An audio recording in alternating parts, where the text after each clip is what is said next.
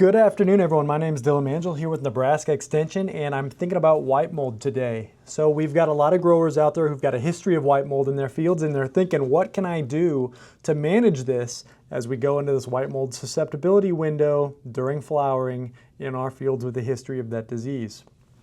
So I just want to sit down and give an update of what I'm thinking about when I make those decisions about applying a fungicide in some of our fields. So first of all, we want to think about environment. We've got to know what's going on out there. Is this actually a risk period for white mold? So what you need to have present is soybean flowers. If the soybean flowers aren't present on the plant, you can't really get a white mold infection into there. Once they are present, and they are now in most of the state of Nebraska because it's a long flowering window, susceptibility is going to increase as flower number increases on that plant, and then the white mold is going to infect through those if environmental conditions are correct. So just to start off, on the screen you can see this is what a white mold infection is going to look like on a plant. It's going to infect through those flowers. You can see it infected right here at this node. Is spreading up and down that stem, and it's probably going to kill that main stem. These are the white mold overwintering structures growing on that surface. That's what's going to stay in that soil and cause that infection as we go back to next year. But these are the disease conditions that we look for. We're looking for 68 to 78 degrees Fahrenheit for temperatures.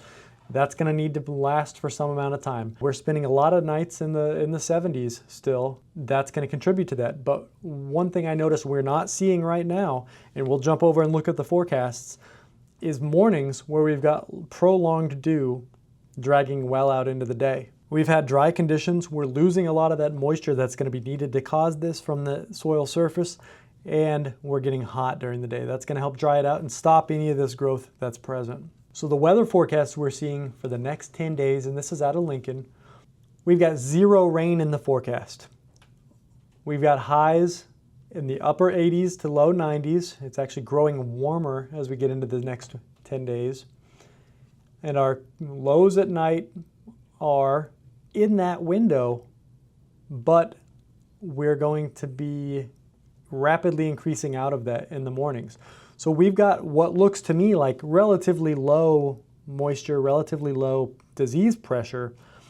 Let's see quickly as we move west. Again, the same forecast as we move west.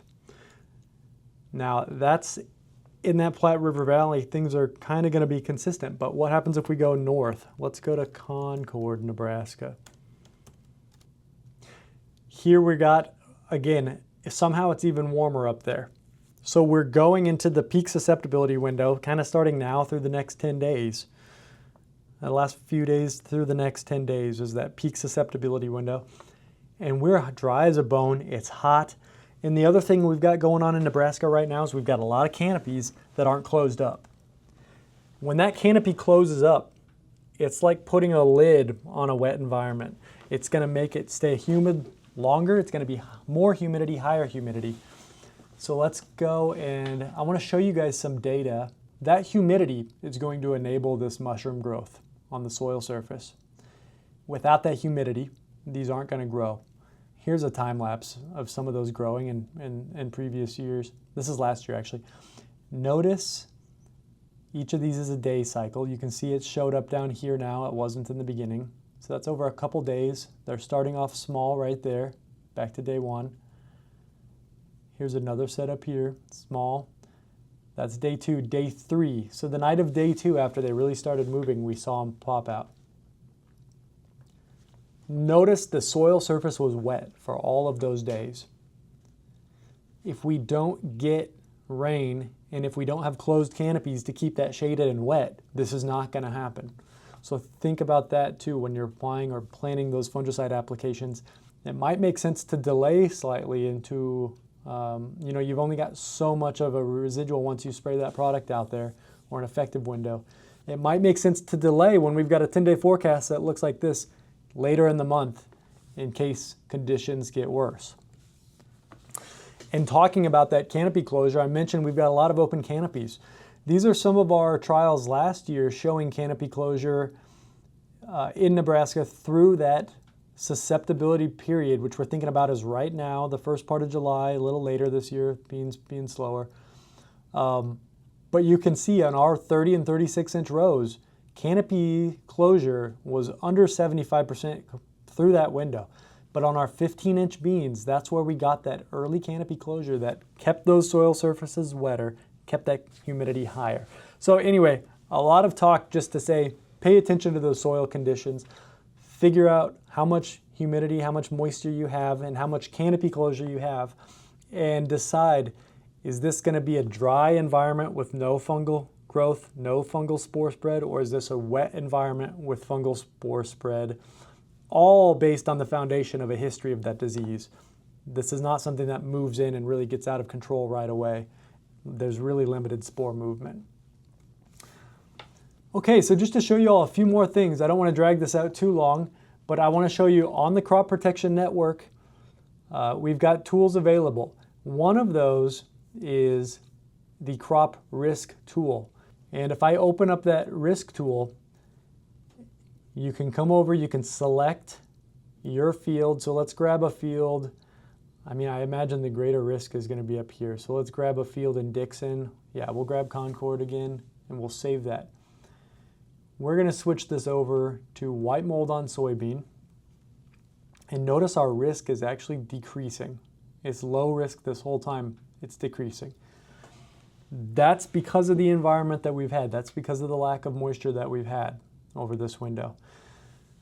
However, that's not the case in other things. We've got something else going on in the state, which is the irrigation. So if we come down here to York, let's grab one there. And again, the same situation. It got a little bit higher earlier based on some rainfall that we had. But let me switch one thing for you. Let me change these to irrigated, because if you have an irrigated field in those areas, you might be putting on water, and that's going to completely change this risk window. Here, in both of those sites, if we have irrigation, if we add that moisture, our risk is immediately going to increase quite a bit. Those are on 30-inch beans. Now if we switch that to 15-inch beans under irrigated conditions, this is our risk. Today we're already at a 37 or a 41% risk, and it's going to grow much higher in the next week or so. So think about your field. Every field's going to be different. If you're on heavier soils where you are putting on more water less often, you're going to have a lower risk. If you are on lighter soils, if you're in a condition where you drilled beans or have 15-inch rows and you're putting on water because you have a sandy soil relatively frequently, you're going to have a higher risk. Think about your risk envelope there and consider what's going to be most effective. A couple last things. Wade Webster at North Dakota State University, where they've dealt with this problem much longer than us, has been a more northern issue. There, Wisconsin, Minnesota. He had a really good post that showed them using Cobra or Lactofen as a control method. And this is just showing what that's doing. So here's a canopy that's developing normally. This is going to close up. Their risk window is going to be a little later than us, but that's going to close up and that risk is going to be high. Now let's look at the Lactofen plots. It just knocked that canopy closure back. So if we just go back to this risk window that it comes to canopy closure, if we would have, say, taken these 15-inch beans and knocked them back, economically, I don't know if that's the best choice, but how that would have worked is it would have delayed this canopy closure until after that susceptibility window. There's some other stuff going on. The Lactofen might trigger some sort of response in the plants as well. That's been talked about before. We don't have a lot of data on it. But think about that risk window. I think a lot of beans are in good shape as far as white mold goes in Nebraska because they're delayed a little bit. Unless they got a lot of water on early, we're not going to be looking at a extremely closed canopy situation. If you are going to apply a foliar fungicide, go to the Crop Protection Network and you can search soybean foliar fungicide efficacy, or corn if you want that data as well. And you can see this table, this document that we put out every year based on all of our regional trials. And you can come over here and see in the last column is white mold, and you can see how well each of these products have been performing in our regional trials. Right off the bat, one easy thing I like to look for here is just to see if a product's labeled. This product not labeled for white mold.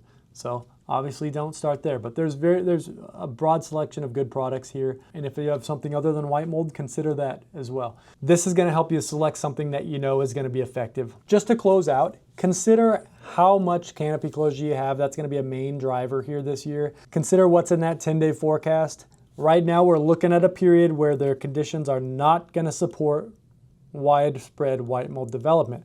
Now your part of the state might be different, so pay attention to your forecast. We've got a couple days to sit on this, and if things get out of hand or we have a bad forecast coming, we can get out there and put something down. But you're going to need a lot of canopy closure to really drive this when the weather is this hot. If you have any questions, feel free to reach out to me here at Nebraska Extension, or you can go online, find more resources at cropwatch.unl.edu. Thanks for watching today.